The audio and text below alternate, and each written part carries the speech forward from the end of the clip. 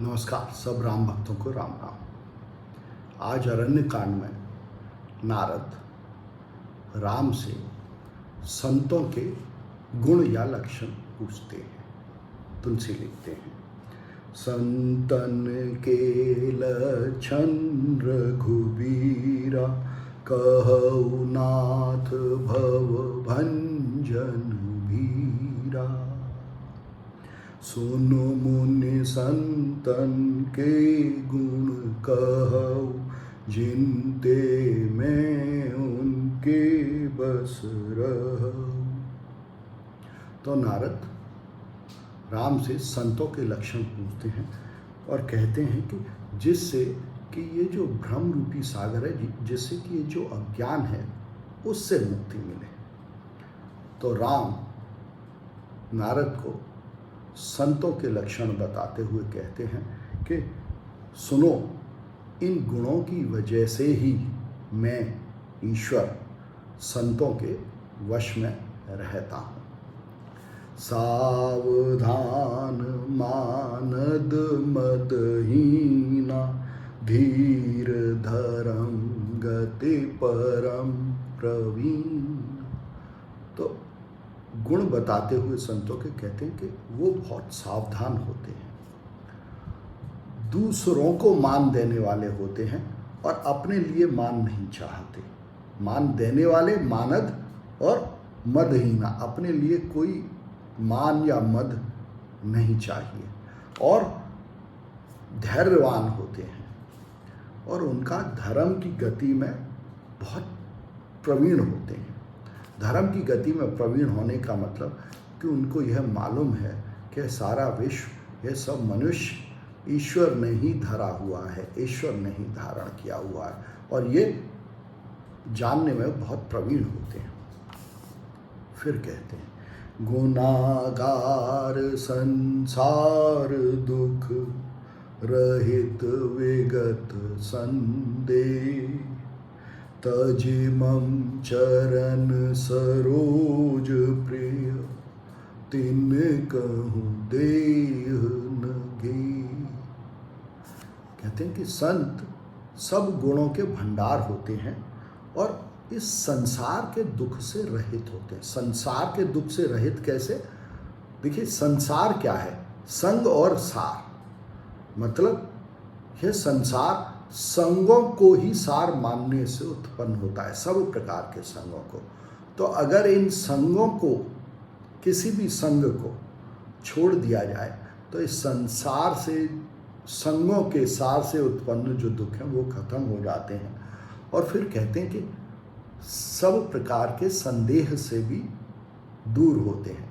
संदेह शब्द में भी देखिए दो शब्द हैं, संग और देह। संदेह का मतलब जो देह को संग मानते हैं।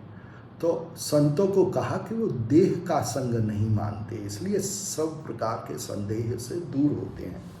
और फिर कहते हैं कि उन संतों को सिर्फ जो मेरे रूप हैं, लोक और यह विश्व, उन्हीं से प्रेम होता है और उनको अपनी शरीर से, शरीर रूपी इस घर से बिल्कुल भी प्रेम नहीं होता। निज गुण श्रवण सुनत सकुचाहि, पर गुण सुनत अधिक हर्षाहि। समशीतल नहीं त्याग नीति, सरल स्वभाव सबहि सन प्रीति। कहते हैं कि जो संत होते हैं अपने गुणों को सुन के सकुचाते हैं, अपनी प्रशंसा को सुनना पसंद नहीं करते और दूसरों की प्रशंसा या उनके गुण सुन के बहुत खुश होते हैं। और फिर कहते हैं कि वो हर चीज़ में सम होते हैं, दुख में सम, सुख में सम, और शीतल शांत होते हैं, बिल्कुल क्रोधी नहीं होते और नीति का कभी त्याग नहीं करते। उनका स्वभाव सरल होता है, न कोई सयानापन, न चतुराई, न कुटिलता, और सबों से प्रेम करते हैं। दंभ मान मद करहिं न काऊ, भूले न दे को मार्ग पाऊं। कहते कि संतों में दंभ नहीं होता, अपना मान की लालसा नहीं होती, किसी भी प्रकार का मद मान अभिमान नहीं होता, और कभी भी वो भूल से भी कुमार्ग पर नहीं चलते, भूल से भी कुमति का साथ नहीं देते, भूल से भी किसी में दोष नहीं देखते। गावहे सुनहे सदा मम लीला, हेतु रहित परहित रत सीला। मुनि सुनु साधुन के गुण जेते, कहे न सकहे सारद श्रुति तेते। संतों के और गुण बताते हुए कहते हैं कि संत हमेशा मेरी ही कथा, मेरी ही लीला गाते रहते हैं या सुनते रहते हैं, और हमेशा दूसरों के हित में लगे रहते हैं, अपना हित छोड़ के परोपकार करते हैं। यह संतों के गुण।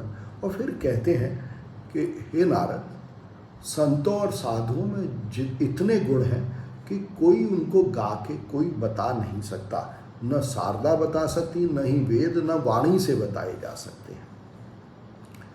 अंत में, अरण्य कांड के अंत में तुलसी कहते हैं, कहे सक न सारद शेष नारद, सुनत पद पंकज गहे, अस दीन बंधु कृपाल, अपने भगत गुण निज मुख कहे।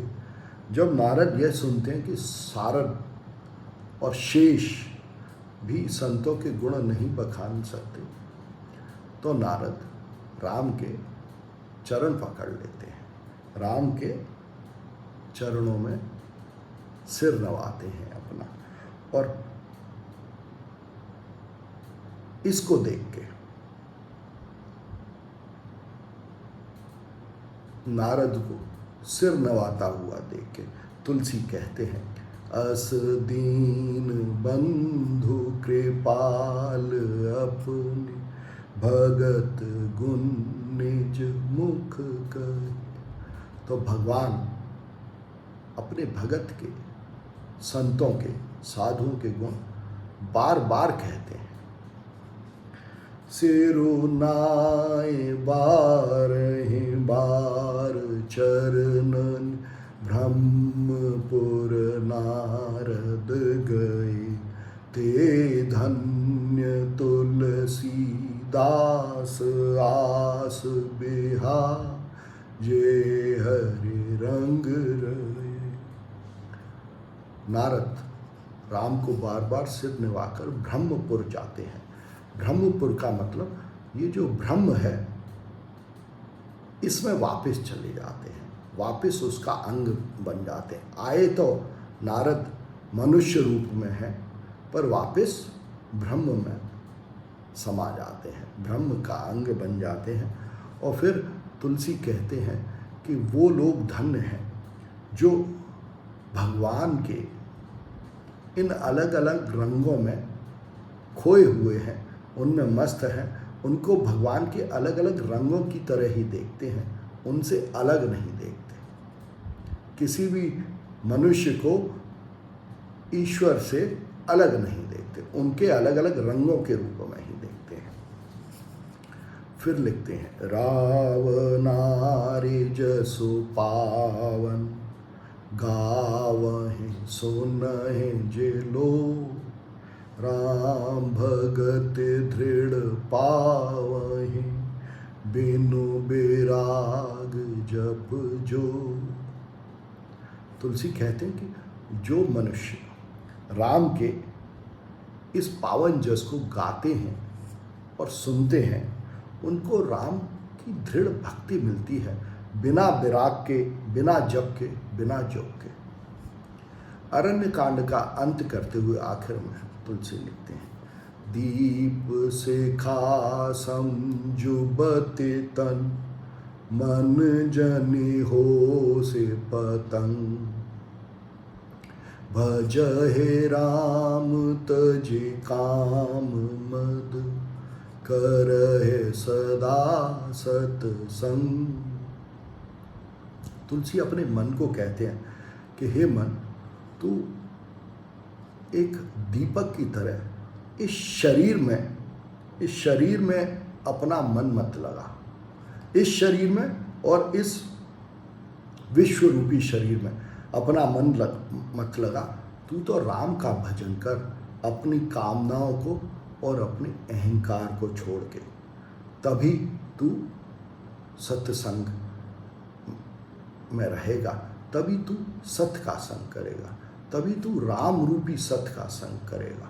तो आखिर में तुलसी अपने मन को यही कहते हैं कि अपने शरीर में और किसी दूसरे के शरीर में भी कोई आसक्ति, कोई ममता, कोई कामना मत रख। यह शरीर ही माया की जननी है। इस शरीर में जो ममता है, जो मैंपन है, उसी से मुक्ति पानी है। तभी सत्संग होगा, तभी राम में भक्ति मिलेगी, तभी राम का भजन सफल होगा। कोशिश करें। धन्यवाद।